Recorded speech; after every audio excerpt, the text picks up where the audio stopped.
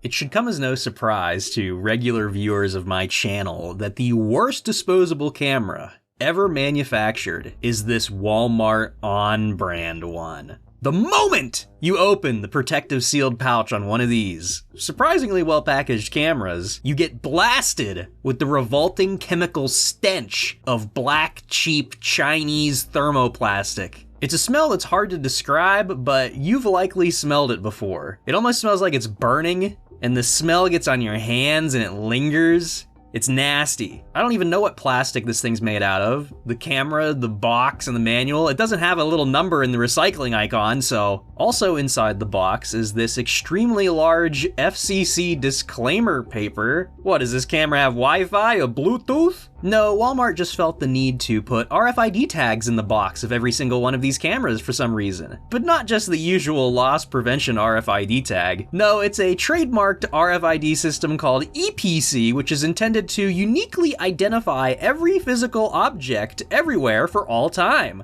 The dumbest concept only imaginable by the top class of self-suckers. What this allows Walmart to do is pretty much track anyone who ever buys these. Obviously, for lame reasons, as part of the no fun allowed agenda, they and all other large companies will one day pay for their crimes against humanity. But fortunately, this camera will not contribute to their evil plans because, can you believe it? Practically no one bought one of these cameras. I don't know if these cameras were recalled, like their reusable cousin, which I have multiple other videos on, so go check those out, but I suspect these were not on the shelves for very long. You can find plenty of info about the reusable version, but this one-time use disposable camera is hard to find any information about. I don't even know what price they were originally selling at, and that's the main thing I was trying to find, but it does look like they were in Walmart stores at one point in time in March 2024. Now you can't find a listing for them anywhere, unless you live in Russia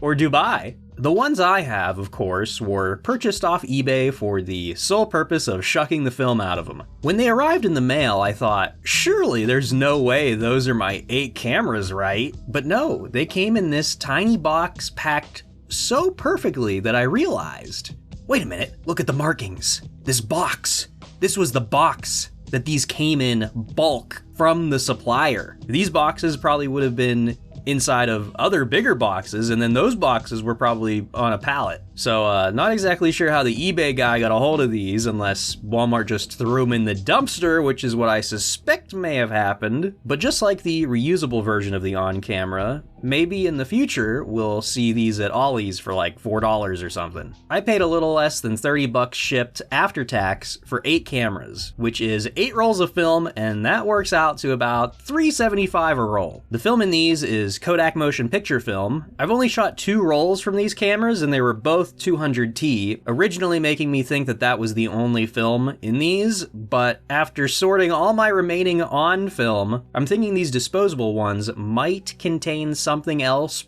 possibly 500T, maybe. But if you're interested in the film in these cameras, I have a dedicated video about that. But just remember, Walmart was selling these cameras like this, trying to imply with advertising that you could get photos like these with this camera. And there ain't no way you're getting a photo like any of these out of this camera unless you have a lighting crew with you. And even then, like, half of them have blurry backgrounds. Like, come on, dude. They couldn't even take photos with their camera. They couldn't even do that. Like, was that so hard? I did, of course, like in my review of the ONN reusable camera, shoot a single roll through this just to see how bad it was. And if you thought the reusable results were bad, get ready to be amazed, because these shots are, I'm thinking the disposable one might have took better pictures, but they're also worse in some ways. Now, surely some of this was my doing, because I brought this camera to a Halloween party, and I just handed the camera to someone when I got there and told them to make sure the flash was always on. And that's where the biggest design flaw of the camera shows up. You have to press the flash button once to charge, and there's like no indication as to when the flash is actually ready, except the red LED that immediately comes on. And because these cameras use really cheap,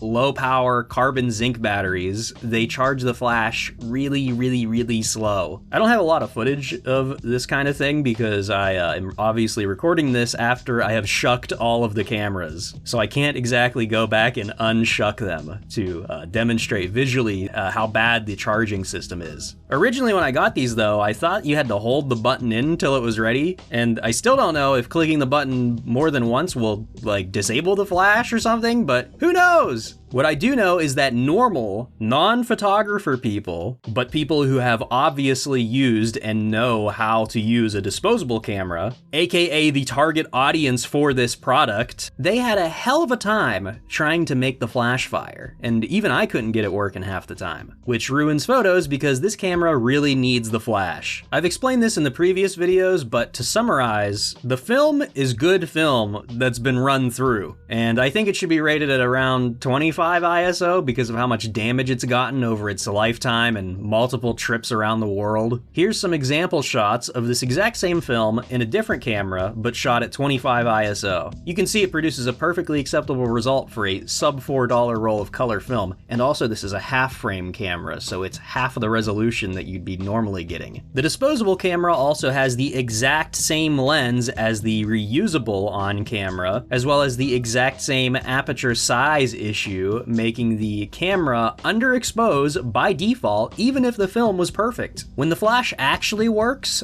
objects at reasonable distances are still not illuminated enough to make the film produce an acceptable result most of the time. Actually, all of the time, really. The direct reflection of the flash itself in my slightly glossy screen isn't even that bright, and this was only a few feet away from the camera. So it seems like the flash is anemic, unless of course someone's wearing a high vis, then you finally get something. It's also very likely the shutter is a lot faster than it should be. Like I said, half the photos were taken without flash, so they look like this.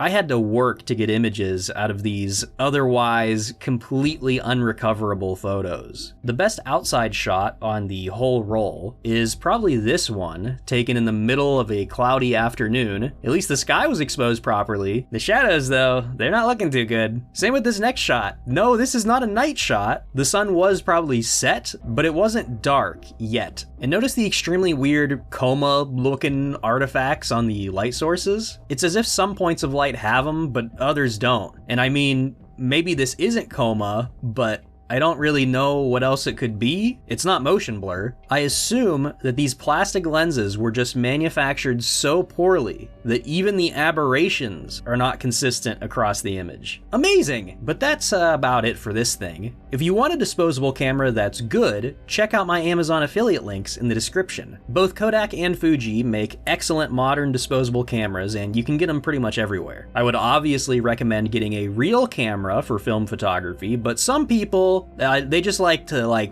waste, you know, they just want to throw away a whole camera every time they shoot a roll of film. If you've been following the ONN camera saga, don't worry. There's probably one more to get excited for, maybe? So get subscribed, leave a comment, join channel members, and I'll be back next time with a brand new video.